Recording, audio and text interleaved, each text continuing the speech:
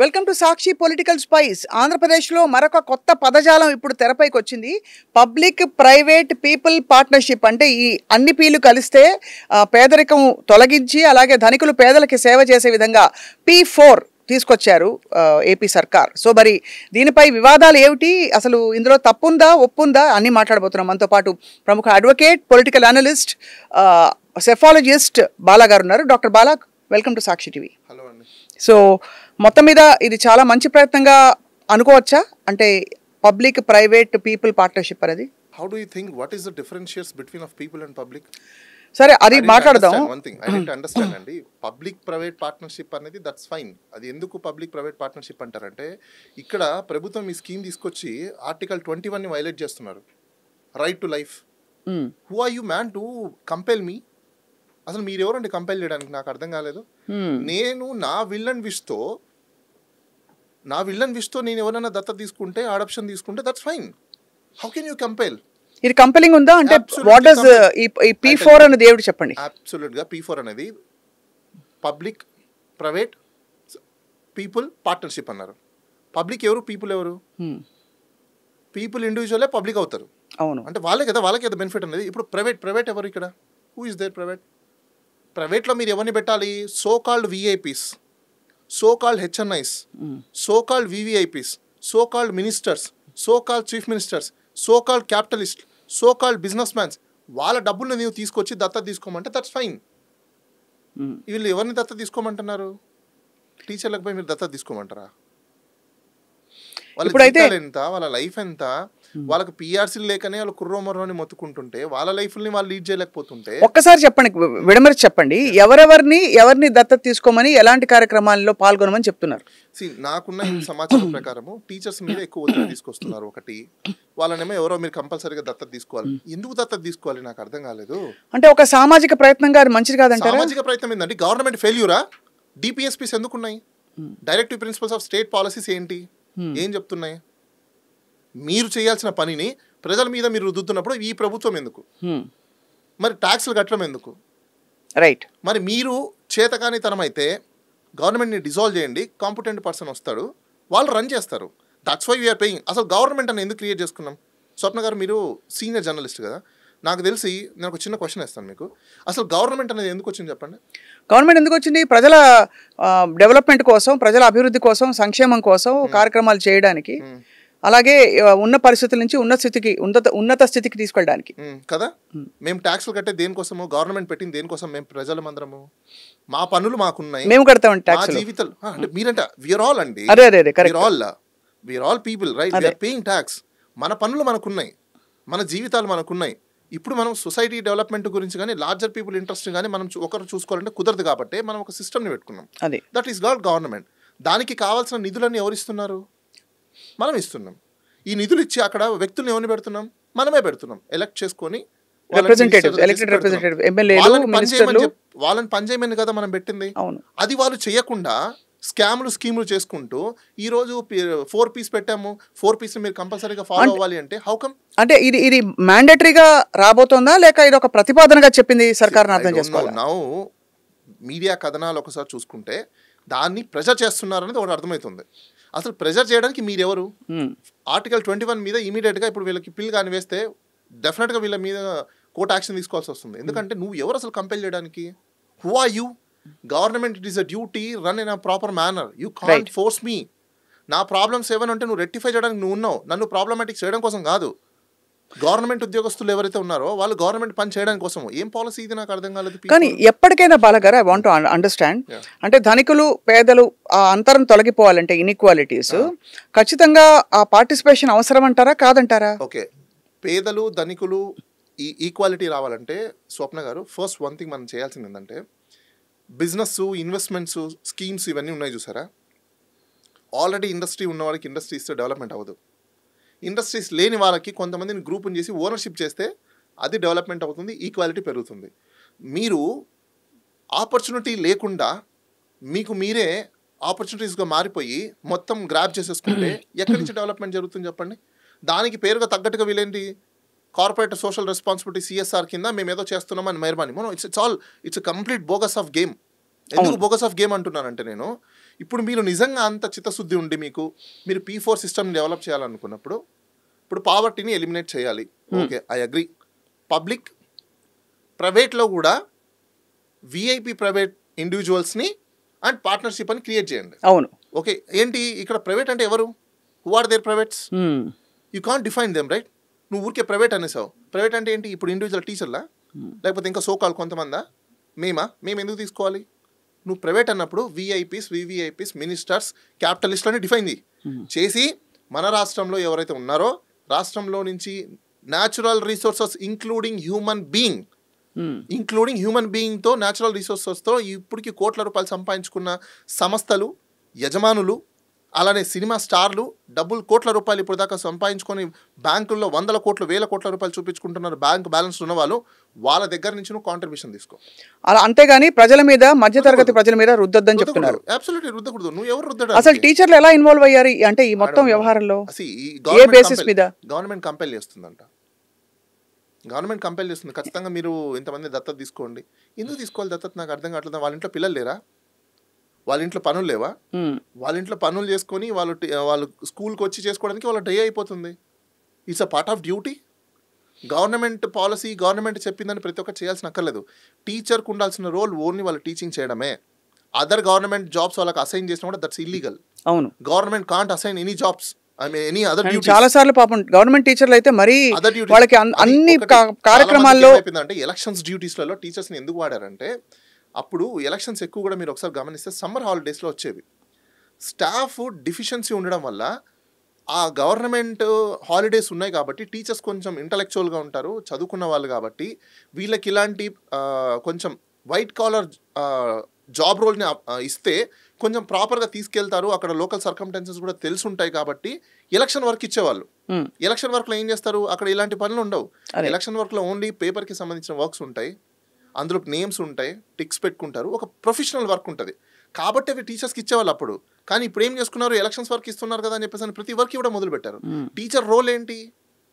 What is the duties and responsibilities of the teacher or lecturer? You have to define, otherwise it is very big problematic. ఎందుకు మన education standards పడిపోతున్నారంటే the reason is this. ఇప్పుడు మీరు చెప్తున్నది doctor Bala అంటే ఈ వ్యతిరేకత కావచ్చు, లేకపోతే ఈ వివాదం కావచ్చు, ఇది సదరు కన్సర్న్డ్ పార్టీస్ నుంచి కూడా వస్తుందా, కేవలం మేధావుల నుంచి వస్తుందా? ఈ P4 అనేది వర్కౌట్ అవ్వదు, ఇది న్యాయం కాదు, న్యాయబద్ధం కాదు, ఇది ఫండమెంటల్ రైట్స్కి విరుద్ధం అని. ఇప్పుడు ఎప్పుడైనా మేడం మేధావుల దగ్గర నుంచి పుట్టిన ఐడియాలజీనే ప్రజల దగ్గరికి వెళ్తుంది. ప్రజలు దాన్ని విస్మరిస్తే పక్కకి వెళ్ళిపోతుంది. ప్రజలు దాన్ని స్వాగతిస్తే అది ప్రజల్లో పబ్లిక్ ఇష్యూ అవుతుంది. ఇప్పుడు ఇది not only in the mind of ideology people are intellectual people are think tankers, this is everyone, right? ఇప్పుడు ప్రతి ఒక్కరికి ఉన్న మైండ్లో ఉన్న ఒక క్వశ్చన్ వాళ్ళు రేస్ చేయట్లేదు, వాళ్ళు అడగట్లేదు. ఇప్పుడు కామన్గా ఒకటి తీసుకుందాం, ఏ టీచర్ అయినా, ఇప్పుడు మా ఇంట్లో కూడా మాకు తెలిసిన బంధువులు చాలామంది టీచర్స్ ఉన్నారు, ఈవెన్ మా అన్నలు ఉన్నారు, మా వదినలు ఉన్నారు, మా అక్కలు ఉన్నారు, చాలామంది టీచర్స్ జాబ్ చేసే వాళ్ళు ఉన్నారు. వాళ్ళ ఇంట్లో పనే సరిపోవట్లేదు. వాళ్ళ పిల్లలకి రెడీ చేసుకొని, వాళ్ళ ఇంట్లో వండి పెట్టుకొని, వాళ్ళ ఇంట్లో కంప్లీట్గా ఉండాల్సిన హోంవర్క్ అంతా కంప్లీట్ చేసుకొని, మళ్ళీ ప్రిపరేషన్ చేసుకొని స్కూల్కి వెళ్ళి అక్కడ పిల్లలకి చెప్పి ఇంటికి వచ్చేసరికి వాళ్ళకి అయిపోతుంది. ఓకే, మీరు అన్నది రైటే. అంటే వాళ్ళ పనులకి వాళ్ళ అంటే జీవితంలో వాళ్ళు నడిపించుకోవడానికి వాళ్ళ సమయం, ఎనర్జీస్ సరిపోతున్నాయి, రిసోర్సెస్. ఇప్పుడు ఎక్స్పెక్టేషన్ ఏంటి? దత్తత తీసుకోవడం అంటే గవర్నమెంట్ నుంచి వచ్చిన ఎక్స్పెక్టేషన్ ఏంటి? దత్తత తీసుకోవడం అంటే దత్తత తీసుకుని వాళ్ళని పావర్టీ ఎలిమినేషన్, ఎలా పావర్టీ ఎలిమినేట్ చేస్తారు నాకు అర్థం కాల. ఎన్రోల్ చేస్తారు, ఏం ఎన్రోల్ చేస్తారు వాళ్ళని? అదే ఎన్ని రోజులు చేస్తారని, అదే ఎన్ని రోజులు చేస్తారని. That's what madam. ఇప్పుడు ఇక్కడ ఒక ఆబ్జెక్ట్ లేని ప్రోగ్రామ్స్ని క్రియేట్ చేసి ఇలాంటివన్నీ ఎందుకు చేస్తున్నారంటే, నాకు తెలిసి ట్రెజరీలో నుంచి డబ్బుల్ని బయటికి ఎలా తీయాలి, ఈ పేర్లు చెప్పి దీనికి ఎంత ఎక్స్పెన్సెస్ అయిందని చూపించాలి. వాళ్ళకి ఎక్స్పెన్స్ ఉంటే వీళ్ళు దత్తత తీసుకున్నా కూడా వాళ్ళ ఆ ప్రోగ్రామ్కి ఇంత ఖర్చు పెట్టాము, అడ్వర్టైజ్మెంట్కి, న్యూస్కి, పేపర్లకి, టీవీ ఛానళ్ళకి, లేకపోతే ఇంకా దానికి సంబంధించిన కన్సల్టెంట్లకి, లేకపోతే దానికి సంబంధించిన ఇంకో దానికి ఎక్స్పెండిచర్, ట్రావెల్ ఎక్స్పెండిచర్, ఈ ఎక్స్పెండిచర్, ఆ ఎక్స్పెండిచర్, ఫుడ్ ఎక్స్పెన్సెస్, ఇవన్నీ ఉంటాయి కదా. బ్యానర్లు కట్టాం, పూలదండలు వేసాం, ఇవి తీసుకొచ్చాం, అవి తీసుకొచ్చాం, రకరకాలు చెప్తారు. So this is all expenses. You can claim it easily. Treasury నుంచి డబ్బులు తీయచ్చు. పనికొచ్చే పనులు చేయాలి తప్ప ఇలాంటి P4 సిస్టమ్స్ని పెట్టి పెట్టండి. డెఫినెట్లీ నేను కూడా స్వాగతిస్తాను.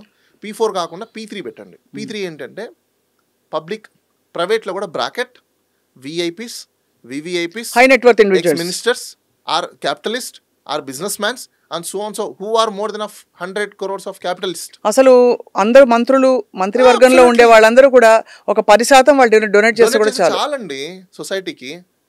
ఎక్కువ కూడా అక్కర్లేదు. ఇంకోటి, వాళ్ళ దగ్గర పని చేస్తున్న పని వాళ్ళు ఎవరైతే ఉంటారో వాళ్ళకి చూసుకున్నా చాలు, పావర్టీ ఎలిమినేట్ అయిపోతుంది. ఎందుకంటే అందరూ పని మనుషులే కదా ఉన్నాము, మేమేం క్యాపిటలిస్టులు కాదు కదా అందరూ. మీ దగ్గర పని చేసే వాళ్ళే కదా, మీరు మీ దగ్గర పని చేసే వాళ్ళకి మీ దగ్గర ఉన్న 10% కాంట్రిబ్యూట్ చేయండి, దట్స్ ఎనఫ్. సొసైటీ ఈజీగా మీకు ఎలిమినేట్ అయిపోతుంది పావర్టీ నుంచి.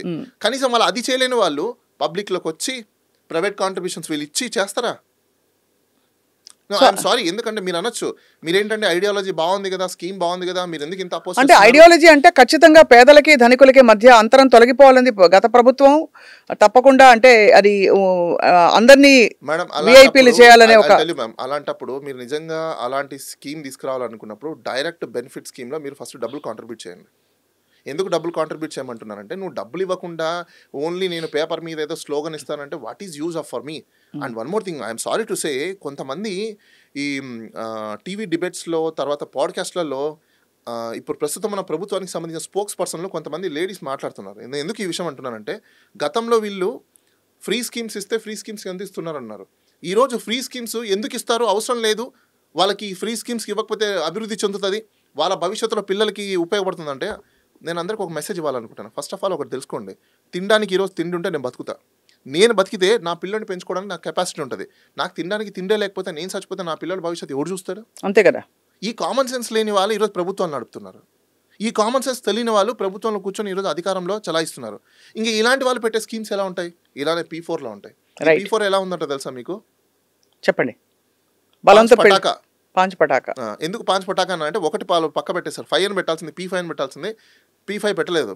వాళ్ళు పబ్లిక్, ప్రైవేటు, అలానే పీపుల్ పార్ట్నర్షిప్ అన్నారు. పార్ట్నర్షిప్ తర్వాత ఇంకొక P ఉంది, preservation. What is preservation? You know, of the treasury. yes, exactly, that preservation they forgot actually. అది ఆ ప్రిజర్వేషన్ కోసం ఇవన్నీ చేసేది. డబ్బులు దాచడానికి వాళ్ళు ఖర్చు పెట్టడం సంకల్పం లేక, అది ప్రైవేట్ కొంతమంది, అది కూడా టీచర్లని వాళ్ళకి అంటకట్టడం అనేది నిజంగానే ఒక, అసలు నిజంగా అంత చిత్తశుద్ధి ఉంటే చాలా వరకు నాకు తెలిసి ఈ ఆఫ్ రోల్ ఎంప్లాయీస్ కొంతమంది ఉన్నారు, టీచర్స్ దాంట్లో, లెక్చరర్స్ దాంట్లో, అంటే కాంట్రాక్ట్ ఎంప్లాయీస్, వాళ్ళని రెగ్యులరైజ్ చేయండి. ఫస్ట్ వాళ్ళని రెగ్యులరైజ్ చేసి గవర్నమెంట్ స్కూల్స్ని పెంచండి, ఎడ్యుకేషన్ క్వాలిటీ ఎడ్యుకేషన్స్ని ఇవ్వండి. అది పక్కన పెట్టేసి ఆయన నారాయణ మంత్రి ఎవరైతే ఉన్నారో ఆయనకు ప్రైవేట్ స్కూల్స్ ఉన్నాయని చెప్పేసి అని మొత్తం మీరు రియల్ ఎస్టేట్ ఆయనకి అప్పచెప్పేశారు, స్కూల్స్ ఆయనకి చెప్పేసారు. నామకే వస్తే నారా లోకేష్ మంత్రి ఉన్నారు తప్ప, రియలిస్టిక్గా నారా లోకేష్ ఇస్ నాట్ మంత్రి ఫర్ ఎడ్యుకేషన్ డిపార్ట్మెంట్. అంటే ఆయన చేస్తే మరి బ్లేటెంట్ అయిపోతుంది కదండి. అందుకని ఈయనకి ఇచ్చి ఆయనతో చేస్తున్నారు. అంటే ఆయనకి ఇప్పుడు లెక్క ప్రకారం కూడా చూస్తే, ఒక విద్యా సంస్థలు నడుపుతున్న వ్యక్తిని అలా చేస్తే వాళ్ళు డెఫినెట్లీ పాలసీస్లో వాటిలో ఇబ్బందులు అవుతాయని చెప్పి ఆయన పెట్టి ఉండకపోవచ్చు. మేడం, నేను ఒక విషయం చెప్పను మీకు, మినిస్ట్రీస్ ఎందుకు ఇస్తారో తెలుసా? ఎమ్మెల్యే ఎన్నుకున్న వ్యక్తిని సెలెక్ట్ చేసే మినిస్ట్రీలు ఎందుకు ఇస్తారో తెలుసా? ఎక్స్పర్ట్ అయిన వ్యక్తిని ఆ మినిస్ట్రీలో ఇస్తే ఆ సబ్జెక్ట్ బాగా తెలుసు కాబట్టి పీపుల్కి మంచిగా సర్వ్ చేస్తారని చెప్పేసి. కానీ ఇప్పుడు వీళ్ళు ఏం చేస్తున్నారు, సబ్జెక్ట్ బాగా తెలిస్తే ఆ యొక్క డిపార్ట్మెంట్లో ఎంత స్కామ్ చేయొచ్చో తెలుసుకుంటున్నారు, ఆ స్కామ్లు చేస్తున్నారు. ఇంక ఇలాంటి సమాజంలో ప్రజలు ఎక్కడ బాగుపడతారు? పావర్టీ ఎక్కడి నుంచి పోతుంది? అంతే. ఇది ఎక్కడ జరగాలి అంటే, ప్రజలు ఎన్నుకునేటప్పుడే నాయకుడు మనకి ఏం పెడతాడని చూసుకోవాలి తప్ప, ఓన్లీ స్టంటింగ్లు, క్యాంపెయినింగ్లు, ప్రొపగండాస్ చేసే నాయకులు ఎప్పటికీ అలానే ఉండిపోతుంది. వేచి చూద్దాం బాలాగారు. అంటే దీని నిజంగా P4 ప్రతిపాదనని ప్రజలు ఏ విధంగా ముందుకు తీసుకెళ్తారు, అసలు దీనికి ఒక పార్టిసిపేషన్ వస్తుందా లేదా సర్వత్రా, అలాగే ఎంతమంది PILs వేస్తారో కూడా వీళ్ళు wait and watch. One thing, నాకు తెలిసినంత వరకు ప్రజల పార్టిసిపేషన్ తక్కువ ఉంటుందండి. ఎందుకంటే ప్రజలకి నువ్వు ఏదైనా బెనిఫిట్ ఇస్తే బాగుంటుంది కదా. దత్తత తీసుకున్నప్పుడు మహేష్ బాబు దత్తత తీసుకున్నాడు, తర్వాత ఇంకా చాలా మంది హీరోలు దత్తత తీసుకున్నారు. ఏమైంది చెప్పండి దత్తత తీసుకుంటే? అంటే దత్తత తీసుకోవడం అన్నది అదొక అంటే వాళ్ళకి ఆ స్తోమత ఉండి ఆ టైము వెసులుబాటు. నేను అనేది దత్తత తీసుకోవడం మహా అయితే ఏమవుతుంది, న్యాచురల్ గా కొంచెం కొంత డెవలప్మెంట్ జరగాలనే ఆశ. అంతే కదా. ఇప్పుడు దత్తత తీసుకున్న వాళ్ళందరూ ఎంతమంది జీవితాలు డెవలప్మెంట్ అయ్యాయి చెప్పండి నాకు. Show me the one report at least. అది అంటే అది మొత్తంగా దత్తత తీసుకోవడాన్ని మనం కొట్టిపడేలేము. ఇక్కడ క్వశ్చన్ ఏంటంటే ఎవరికి ఇచ్చారు ఈ బాధ్యత అనేది క్వశ్చన్. ఎగ్జాక్ట్లీ, నేనేమంటున్నా, క్యాపిటలిస్టులు ఉన్న వాళ్ళు, మనీ బ్యాంక్ ఉన్న వాళ్ళు దత్తత తీసుకున్నప్పుడు చిత్తశుద్ధిగా పనిచేసి వాళ్ళకి డెవలప్ చేయాలి. అట్లీస్ట్ నువ్వు ఒక ఫ్యామిలీని తీసుకుంటే ఆ ఒక్క ఫ్యామిలీ నువ్వు తీసుకున్న రోజు ఏ స్టేజ్లో ఉంది, నువ్వు తీసుకున్న తర్వాత ఏ స్టేజ్లోకి వచ్చింది అనేది ఒక రిపోర్ట్ ఉండాలి, ఒక హైరార్కీ ఉండాలి.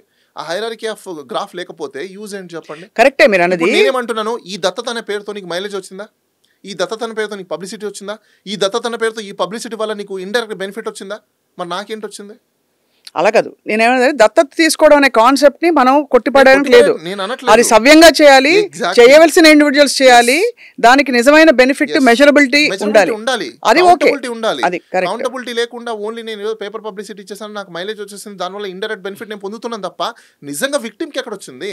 రైట్. అయితే కానీ వీళ్ళు వెయిట్ అండ్ వాచ్. అంటే ఇది ఒక ప్రతిపాదన కొత్తగా వచ్చింది, మరి గవర్నమెంట్ చేయవలసిందంతా చేస్తుందా, ప్యారలల్గా చేస్తుందా, ప్యారలల్గా ఒక కొత్త సిస్టమ్ తయారు చేస్తుందా? వీళ్ళు wait and watch. Doctor Bala, thank you so Thank much. you అండి.